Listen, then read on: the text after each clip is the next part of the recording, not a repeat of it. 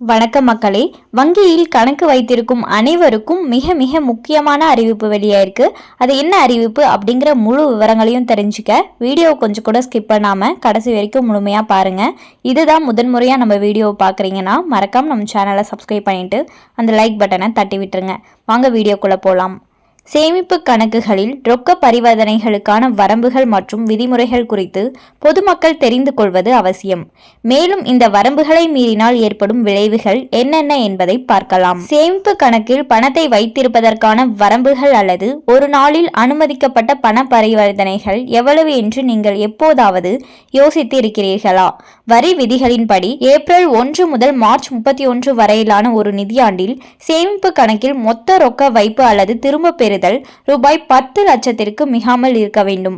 கூடுதலாக வருமான வரி சட்டத்தின் பிரிவு 269 ST ஒரு நபரை கட்டுப்படுத்துகிறது. ஒரே நாளில் ஒரு பரிவர்த்தனை அல்லது ஒரே நிகழ்வின் பல பரிவர்த்தனைகளில் மற்றொரு நபரிடமிருந்து ரூபாய் 2 லட்சம் அல்லது அதற்கு மேற்பட்ட பணத்தை பெறுவது இந்த வரம்பை மீறினால் ஆய்வு மற்றும் அபராதம் விதிக்கப்படும்.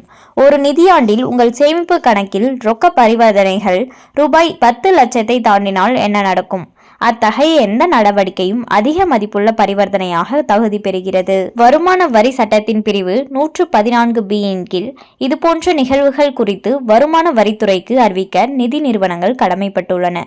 மேலும் ஒரே நாளில் ரூபாய் 50,000க்கு மேல் ரொக்கமாக டெபாசிட் செய்தால் உங்கள் பான் கார்டை கட்டாயம் சமர்ப்பிக்க வேண்டும்.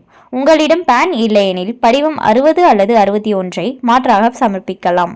அதிக மதிப்புள்ள பரிவர்த்தனைகள் பல கணக்குகளில் பரவியிருந்தாலும் அவற்றை கண்காணித்து வருமான வரித்துறைக்கு வங்கிகள் புகார் அளிக்க வேண்டும். கணக்கு வைத்திருப்பவராக அனைத்து பண பரிவர்த்தனைகளும் முறையானவை மற்றும் ஆவணப்படுத்தப்பட்டவை என்பதை நீங்கள் உறுதி செய்ய வேண்டும்.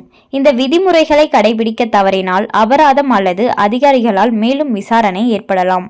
அதிக மதிப்புள்ள பரிவர்த்தனைகள் தொடர்பாக வருமான வரித்துறையிடம் இருந்து நோட்டீஸ் வரும் பட்சத்தில் நிதி ஆதாரத்திற்கான போதுமான ஆதாரத்தை நீங்கள் அளிக்க வேண்டும். ஏற்றுக்கொள்ளக்கூடிய ஆவணங்களில் வங்கி அறிக்கைகள், முதலீட்டு பதிவுகள் அல்லது பரம்பரை தொடர்பான ஆவணங்கள் ஆகியவை அடங்கும். எப்படி தொடர்வது என்பது பற்றி உங்களுக்கு நிச்சயமற்றதாக இருந்தால் ஒரு தொழில்முறை வரி ஆலோசகரிடம் கலந்தாலோசிப்பது செயல்முறையின் மூலம் உங்களுக்கு வழிகாட்டும் மற்றும் சட்ட தேவைகளுக்கு இணங்குவதை உறுதி செய்யும். இந்த வழிகாட்டுதல்களை புரிந்து கொள்வதன் மூலம் தனிநபர்கள் தங்கள் நிதி நடவடிக்கைகளை பொறுப்புடன் நிர்வகிக்கலாம்.